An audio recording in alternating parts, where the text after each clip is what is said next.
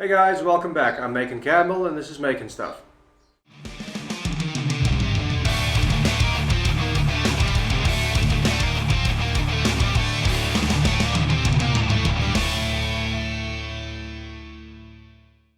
So I don't know how much more I'm going to get done this week. It's already Thursday and I literally just uploaded part 8 of this restoration series. There are still quite a few things that need to be done, which I may have overlooked in the last couple of videos. That being the keys, which still need to be cleaned, which I totally forgot about. And I'm also thinking about replacing the felt pieces on the dual action pitmans. Those are the bass and treble ones that get activated by the couplers. So that still needs to be done. But before I do that, as I mentioned in the last video, I'm going to see about getting finish on the reed pan as well as the swells and any other parts that I may have missed that also need finish. I'd like to get those done first so that the finish has enough time to dry. I will most probably only start adding the leather and felt that I cut in the last video next week. So let's not waste any more time, let's jump into it.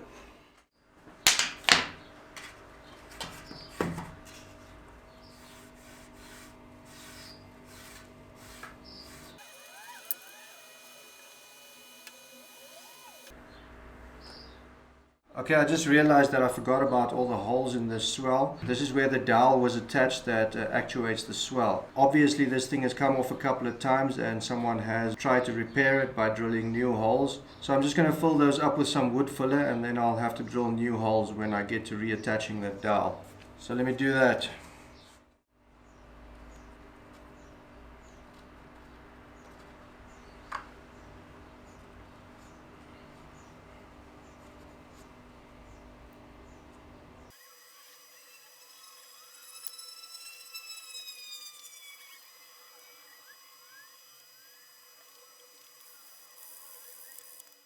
Okay, so I've been trying to come up with an idea of how to connect these two pieces of the swells together to get them to hinge like they're supposed to. So my initial thought was to take a piece of my bookbinding tape, lay it across here, and then take some of these brass hinges that I bought and put a couple of those at the top here, perhaps 4, 2 here and then 2 here, so that I don't have one in the middle to interfere with the spring that has to go here. I did a couple of tests with this bookbinding tape just to see how well it sticks to the wood. It seems the longer that you leave it on the wood, the better the bond becomes. What I think I'm going to do is I'm going to turn this around. So I'm going to take a different approach, being that I'm going to put tape on both sides. What I'm first going to do is I'm going to tear off a couple of squares, put 3 or 4 squares over here just to keep it in place. Then I'll run some tape over that, press it down nicely so it makes a good bond, and once I have the bond at the bottom, then I'll turn it around and put some bookbinding tape over the top. So then basically I'll have a double layer of bookbinding tape, which I think is going to create a much stronger bond. If I see that the bond is not strong enough, then perhaps afterwards I'll add the hinges. So let me give that a try and let's see how it goes.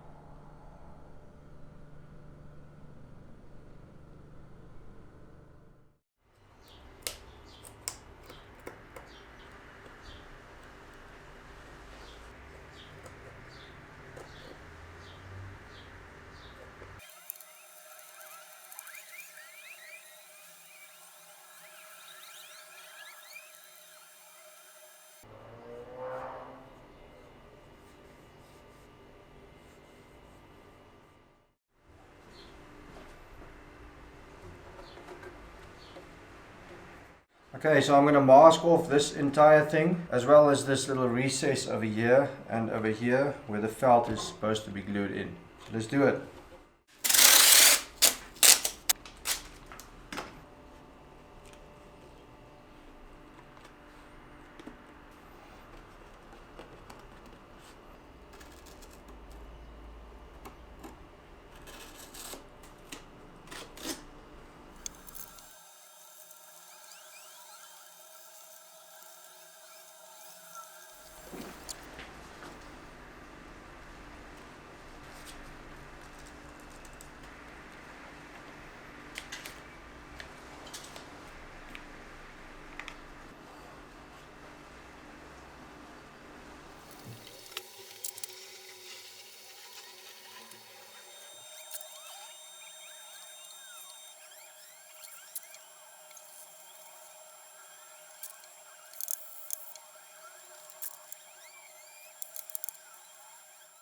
Okay, so I added a little bit of wood fillet to the underside of these cracks which I repaired, just for a little bit of extra peace of mind. I'm going to leave that to dry and I'll sand it back tomorrow. So I'm going to turn this around and prop it up on top of something so I have it a little bit elevated, so when I apply the finish then I can easily apply to the sides as well.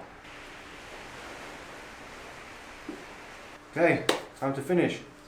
Okay, so this is what I'm going to use. It's a normal sanding sealer. I have to pick up my kids shortly from school, so I'm going to see if I can get one coat on here before I have to leave, so that it has enough time to dry till tomorrow morning when I can get back to it and sand it down and perhaps add a second coat. So let's go.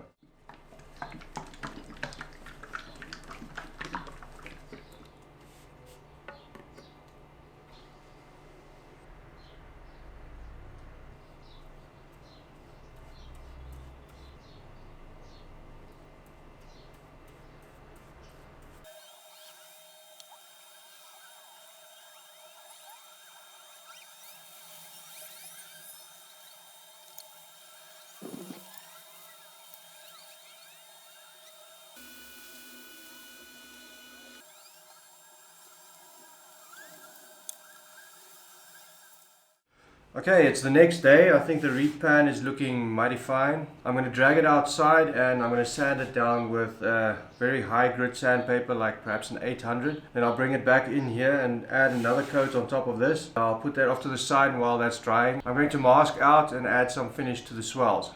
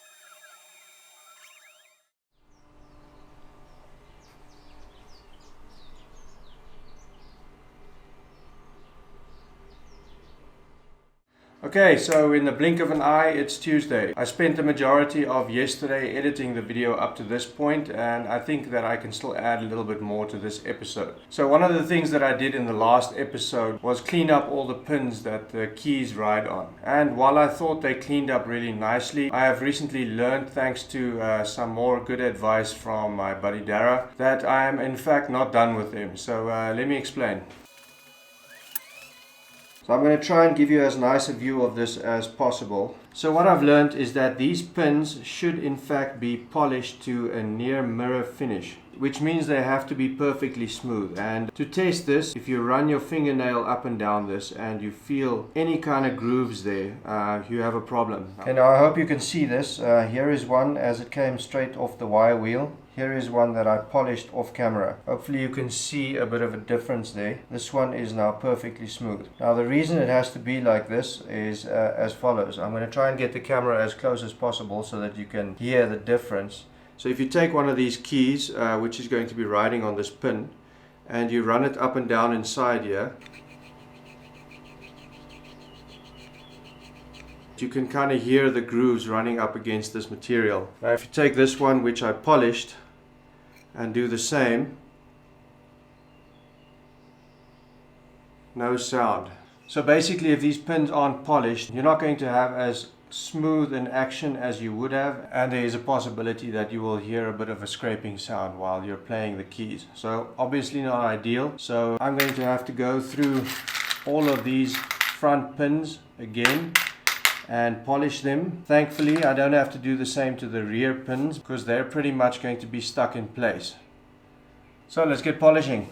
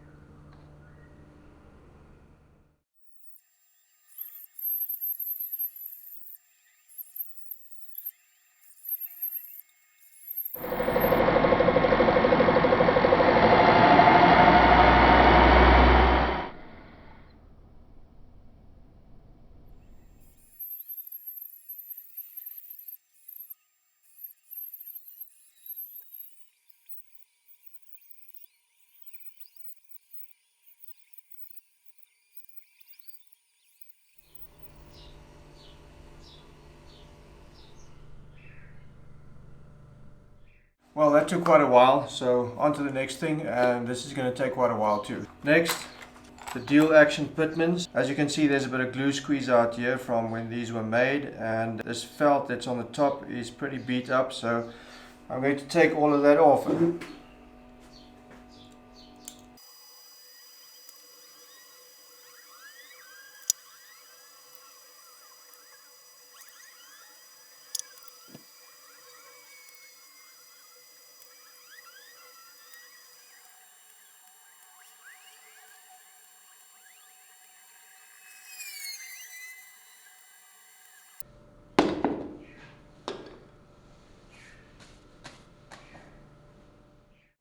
Okay guys, I'm going to call this the end of part 9. As it happens, I keep on finding myself imagining that I'm further along with this project than I actually am, because I'm either forgetting about things that need to be done, or I'm subconsciously putting them off because I'm not exactly sure how to approach them just yet. I still feel like I'm making progress. There are still a bunch of smaller things that I need to do before I can go ahead and start gluing in all the felt, which is what I wanted to do this week. I'm leaving to the coast again on Friday because my daughter has nationals in gymnastics. So for the rest of the week, I pretty much only have tomorrow to get anything done. So I don't know if there'll be another video out this week, perhaps only next week. I'll see what I can get squeezed in. So once again, as always, thank you very much for watching. If you enjoyed this video, like, comment, subscribe. If you have any questions or advice, drop them in the comments below, and till next time, keep making stuff.